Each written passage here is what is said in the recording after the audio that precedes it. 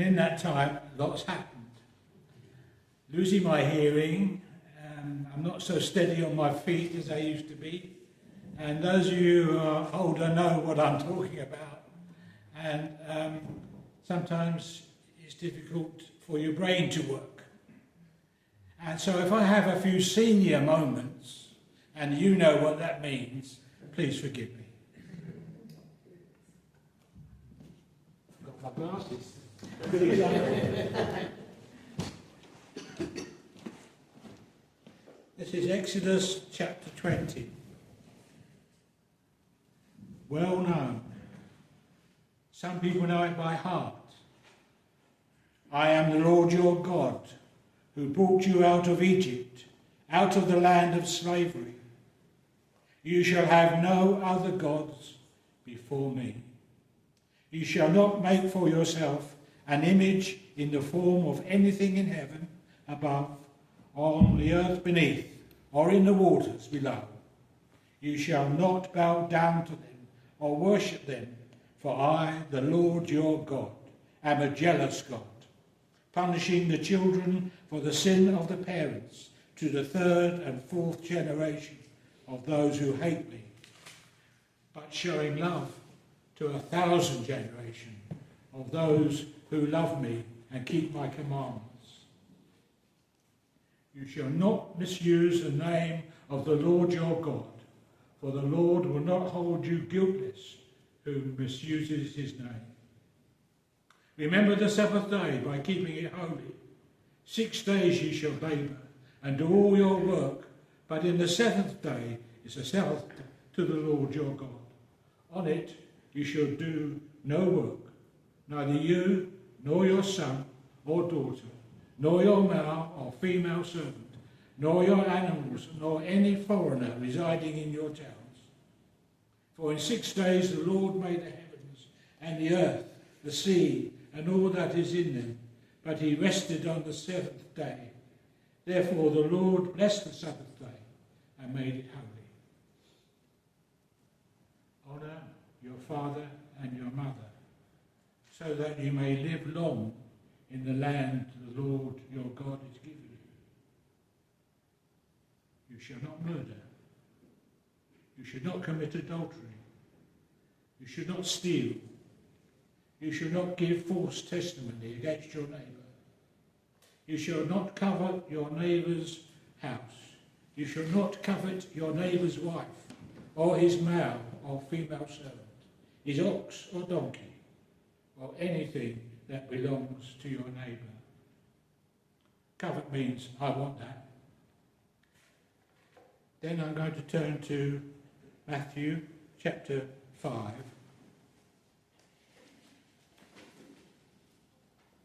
And verse 3.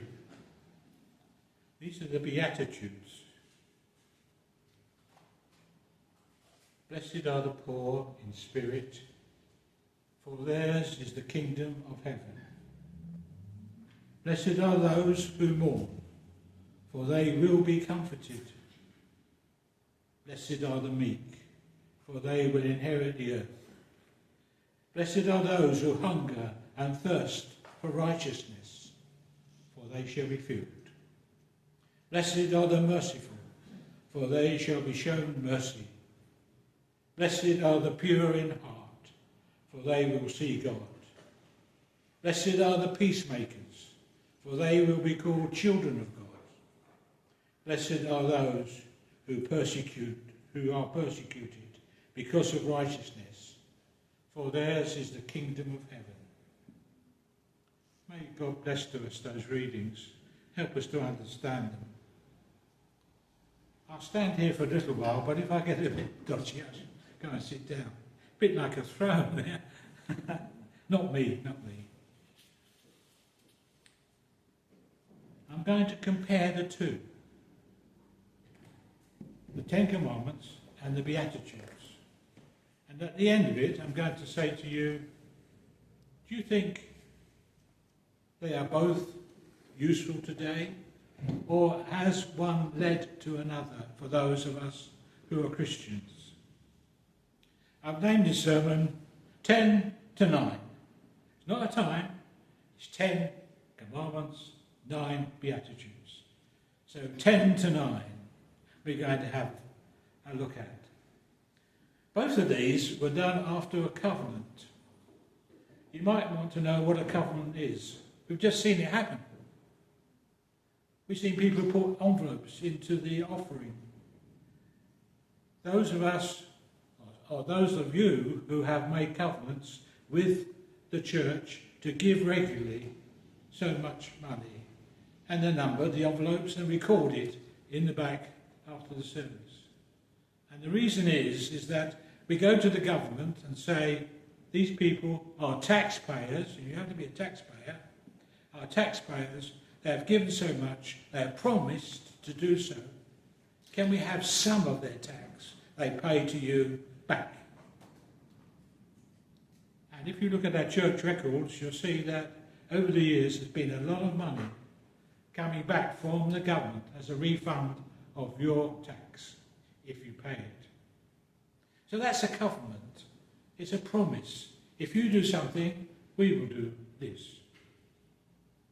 If you do it properly, we will do this. And the covenant with God was, if you do this, I will do this. And in both of these cases, the commandments and the Beatitudes are after a covenant has been made. What is the covenant then in the Ten Commandments? Most of the people in the Western world know all the story about Joseph. It's been a musical. It's worldwide. Everybody loves it. Children know the songs. But what they might not know is that when Jacob and his children went down to Egypt, only 80 people went. And they stayed there 400 years. The Bible doesn't mention anything about those 400 years. Initially, they were welcomed. They looked after the sheep because Egyptians didn't like sheep. But after 400 years, those 80 people have become 1 million. 1 million. And the Egyptians said, well, I got too many. We're getting a bit afraid of the numbers, and they enslaved them. And God, after a time, listening to the moans and groans when they became slaves, called a man called Moses to rescue them, which he did. Moses was a prince of Egypt. He was found in the bulrushes. His life was threatened as a baby, but he was put into the water by his parents. You know the story. Moses was 40 years old when he had received the call of God. And he had been a prince, he had been well educated, he was a very clever man, he was a meek man. And then Moses led the people out of Egypt. And where did they go? They crossed the Red Sea and went to the land of Sinai, the desert of Sinai, to the mountain that was there. And on the foothills of those mountains, God said, I will be your God if you do what I tell you. If. I promise you to look after you, keep you safe, be with you. And the people all said, you bet we'll go with you. We'll follow you. We'll obey you. And so a covenant was made between God and the people of Israel. And God said, these are the conditions, some of the conditions that I want you to obey. Will I do them? Will I obey them? And these are some of the dietary conditions I lay down. And you know what that means if you read the book of Exodus. Other people wondered why pigs, the Jews people don't eat pork. Would you eat a pig, pork? who's been wandering around in the desert, eating anything? Don't think so. When I was at school, they taught us that pigs carry tapeworms, and if it's not cooked properly, it comes into your body, and you get a worm. You're youngsters, most of you, and you don't hear people say he's got worms. But it was well known when I was a schoolboy. He's got worms, tapeworms, and they're massive. So that made sense. God's word made sense in his dietary rules he laid down.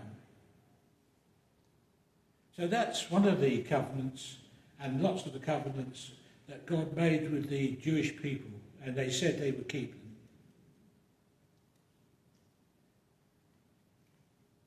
The Beatitudes are rather different. What was the covenant? We had it last week. This is the New Testament in my blood, shed for many for the remission of sins. It was Jesus' covenant to us that his blood would cleanse us from all sin. And so he made a covenant. What did he say we should do in response to accepting that covenant? About the Beatitudes. It's a very neglected subject. In fact, I've only heard the name mentioned twice in all the sermons I've heard over the years. Once was when Rod Hills was here, standing in for the minister when we had an interregnum, and he preached on them once. And then Chris mentioned it in passing in one of his sermons. So it's very neglected. But can these be some of the conditions of that covenant that Jesus left us? I don't know. I'm guessing. But I will leave it with you to see if it makes sense to you, if this is some of the conditions of the covenant of Jesus' blood. Rod Hills would say to us, blessed can be interpreted lucky. Lucky are the poor in spirit. Lucky are those that are meek. It's a bit of a stretch to accept that, but possible. Lucky. Are we lucky? So I will talk a bit about the future, the Beatitudes in a moment. The structure of the Ten Commandments is about law. It's about works. You have to do this. It contains one promise. If you honour your father and mother, you will live long. The rest is the Beatitudes are different. They're about grace, not about works. They're about grace. If you take the view that it's a condition of the covenant that Jesus made with us.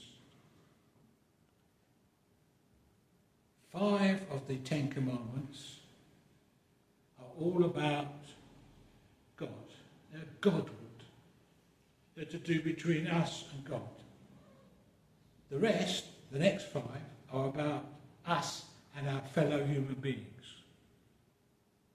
So 10 Commandments, 5 about God, 5 about our fellow human beings. Thou shalt not murder them. Good commandment. In the Beatitudes, 4 are towards Godward. The rest, the other 5, are about our relation to humans. And it's about grace. not about works. I'm not going to go through all the Beatitudes, but I would like to talk about the first one. Lucky are the poor in spirit. Jesus didn't say, lucky are the poor, because that would be silly, wouldn't it? He said, lucky are the poor in spirit. What does that mean? Poor in spirit. Does that mean weak? Does that mean anybody can do what they like with you? No. It's a bit like Bob the Builder. Can you do it? Yes, we can. And that's what a person with spirit has. Can you do it? Yes, we can. A person without spirit says, can you do it?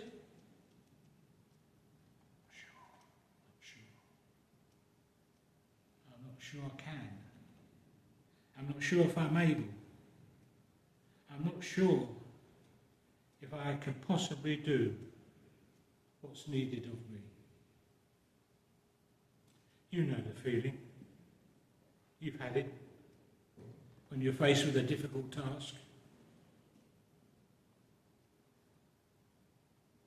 I have, and I don't like it. But blessed are the poor in spirit, for theirs is the kingdom of heaven. What does it mean? It means you cannot earn it. You cannot do it by your own self. You have to look to someone higher than yourself. You cannot fix it. You have to accept it and take it as it comes. So the poor in spirit is someone who says to God, I distrust myself.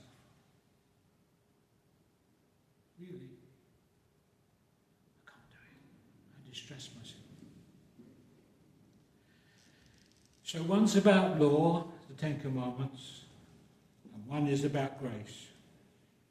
And the first commandment is, lucky are the first beatitude is, blessed are the poor in spirit, for theirs is the kingdom of heaven. Does that apply to us?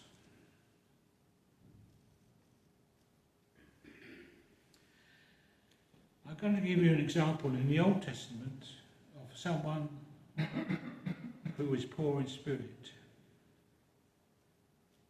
It's the story of Gideon. The children of Israel were invaded by the Midianites, and God called Gideon to come and rescue and defeat the Midianites. You know the story. 10,000 armed men turned up to help Gideon. God said, too many. If I let 10,000 fight the Midianites, they would say, I did it, we did it, we fixed it. So he said to Gideon, God said to Gideon, tell those who are afraid to go home. And he did, and they did. 22,000 left, leaving him with the remainder. 8,000, 8,000, yes. 8,000 people left. God said, too many. Same reason. You think he did it yourself. And he gave him the water test, you know it. If they took the water and they lapped it up with their hands and drank it, or the others went to the water's edge and put the mouth into the water and drank directly from the water. And he chose the former. He said, the people who lap it from their hands are the ones I want you to use. How many? 300. What a difference. All because God works that way sometimes. He works when he uses people who say, I can't do it. In fact, it's a condition here that you have to be poor in spirit to be in the kingdom of heaven. Do you think, and this is the question, I don't know the answers, that the Ten Commandments go into the Beatitudes for Christians? It doesn't mean the Ten Commandments are cancelled, because Jesus said they come to fulfill the law, not to cancel it. And also, it's all part of our law as English and people in this country. The Ten Commandments are the basis of some of our laws. So I'm not saying they're to be scrapped. I'm saying, does it lead on to those who are Christians? Because if you think about it, when you become a Christian, is it just living day by day, being nice to people? Or is there a set of, not rules, but instances that I could follow that will help me in my Christian life? And I believe that's what they are there for. That if you go through them, it gives you some of the qualities that we should show as Christians. No wonder nobody talks about them very much. No wonder nobody preaches about them very much. But Jesus said this on the Mount, Sermon on the Mount, just before the well-known ones like turn the other cheek. He said it at the same time, and I think it makes some sort of sense that we should start to follow these rules as Christians. I only mentioned one, but there's 8 others, and I'm sure somebody else will come along and take up and go through the rest of them, and I'll do it if nobody else wants to do it, because they are full of very rich promises for all of us. So I'm leaving you today, and this is the first time I've preached for 4 years, with a question. Do you think 10 became 9? Do you think from 10 to 9? And I'll leave it there with you to think about it and consider all I've said. May God bless us all. Amen.